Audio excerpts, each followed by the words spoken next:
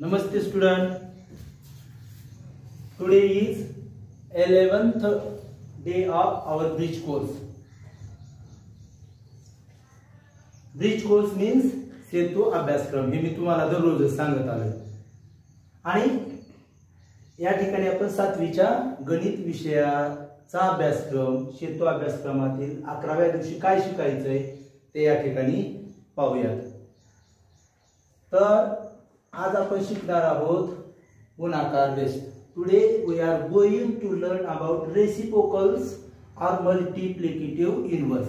Reciprocals म्हणजे सुद्धा गुणाकार व्यस्त आणि मल्टिप्लिकेटिव्ह इनवर्स म्हणजे सुद्धा गुणाकार व्यस्त. हे शब्द जरा पाठ करत चला. रेसिप्रोकल्स, मल्टिप्लिकेटिव्ह इनवर्स, गुणाकार व्यस्त. Let us observe the multiplications. जरा हे गुणाकाराच्या उदाहरणांचं निरीक्षण करा.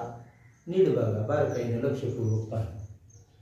आपण यापूर्वीच्या म्हणजे कालच्याच तासामध्ये आहे की नाही गुणाकार पाहिलाय. फ्रॅक्शनचा गुणाकार आहे की नाही, अपूर्णांकाचा गुणाकार. मग इथं आता मी पुन्हा सांगण्याची आवश्यकता नाही अपूर्णांकाचा गुणाकार कसा करायचा. बरोबर आहे की नाही. हे कसं करणार आपण. 1/3 multiply 3/1 is equal to 1 multiply 3/3 multiply 1. 3 1 जा 3, 3 1 जा 3. 1/1 इज इक्वल टू 1. म्हणजे याचं उत्तर काय आलं. 1 आलं. आलं की नाही. आता इथं पण पहा. 6/7 6 multiply 7 divided by upon 7 multiply 6. 6 1 जा 6, 7 1 जा 7. 1/1 is equal to 1.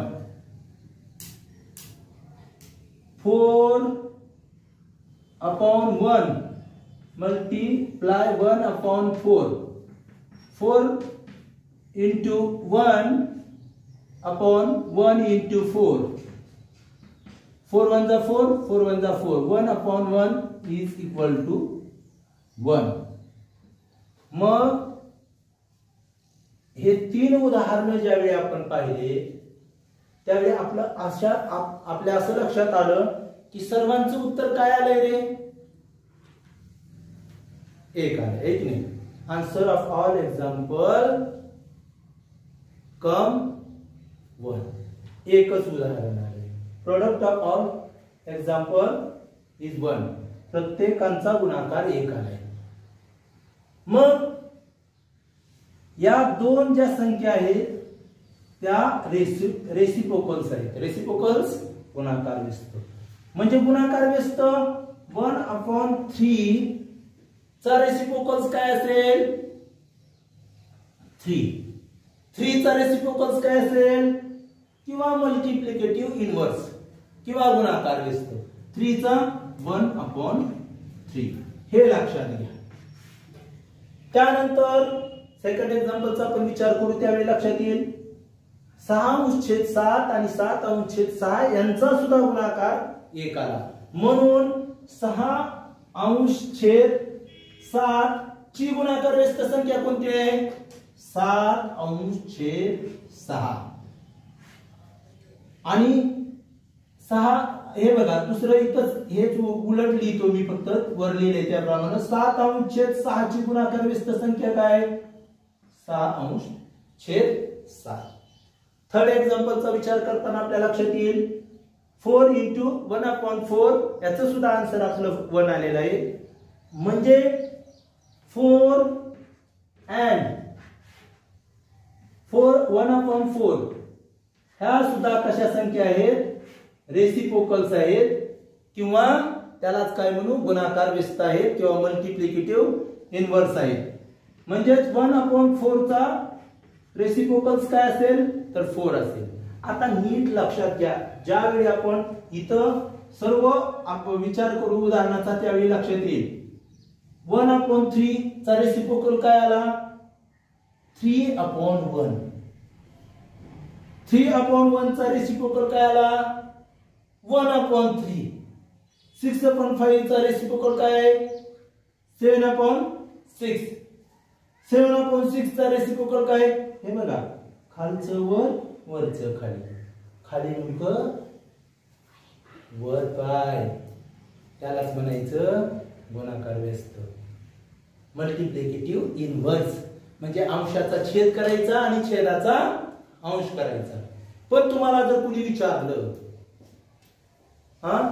रेसिप्रोकल्स किंवा मल्टिप्लिकेटिव्ह इनव्हर्स म्हणजे काय, तर ते तुम्हाला लक्षात आलं पाहिजे. काय असेल रेसिप्रोकल्स किंवा मल्टिप्लिकेटिव्ह इनव्हर्स आपण हे पाहिल्यानंतर तुमच्या लक्षात येईल. वेन लिहून घ्यायचं लगेच, लगेच लिहून घ्या. When the product of two number, when the product of two numbers is 1, when the product of two numbers, इथं 2 लिहायचं आहे, two numbers, when the product of two numbers is 1, each of the number is, each of the number is reciprocal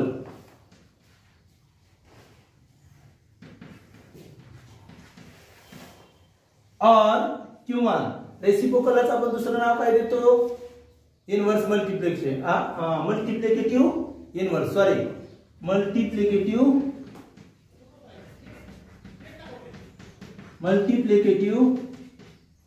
inverse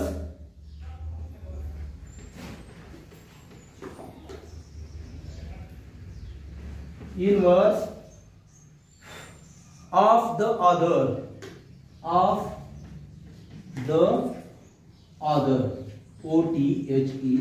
other. बघा, when the product of two number is 1, each of the number is reciprocal or multiplicative inverse of the other. म्हणजे जेव्हा दोन संख्यांचा गुणाकार 1 येतो तेव्हा ती प्रत्येक संख्या दुसऱ्या संख्येचा गुणाकार व्यस्त संख्या असते. लक्षात आलं? मग बघा, आता तुम्हाला काही उदाहरणं जर दिली तर तुम्ही सोडवू शकाल. हे उदाहरण तुम्ही सोडवायचे, मी सोडवणार नाही, मी नुसते लिहून देणार तुम्हाला. पहिलं उदाहरण आहे, इथं उदाहरण दिलेले सांगतो. 5/6 मल्टिप्लाय 6/5.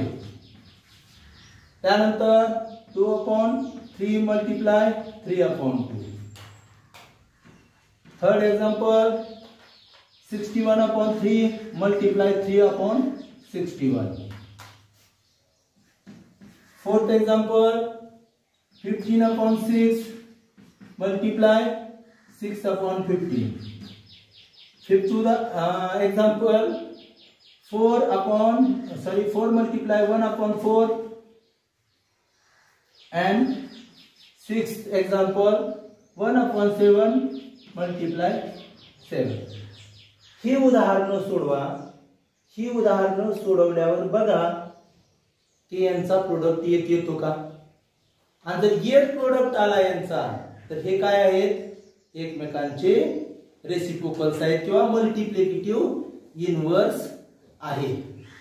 तुमची काही अडचण आहे का? मराठीत सांगायचं तर जेव्हा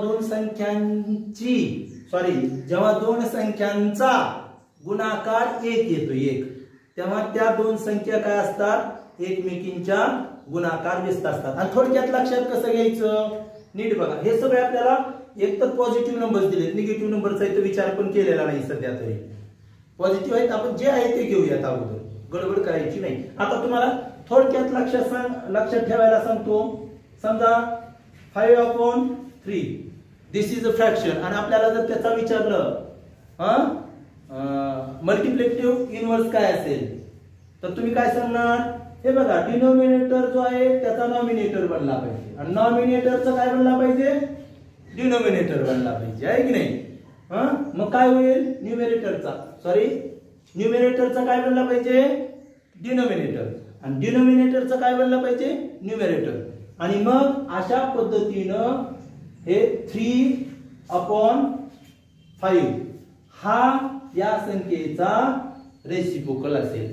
लक्षात येते तुमच्या, कुठल्याही संख्येचा अंशाचा छेद आणि छेदाचा अंश केला की तुम्हाला त्याचा गुणाकार व्यस्त मिळेल. तर आज आपण या ठिकाणी गुणाकार व्यस्त विषयी माहिती पाहिली, तुम्हाला ती समजली असेल.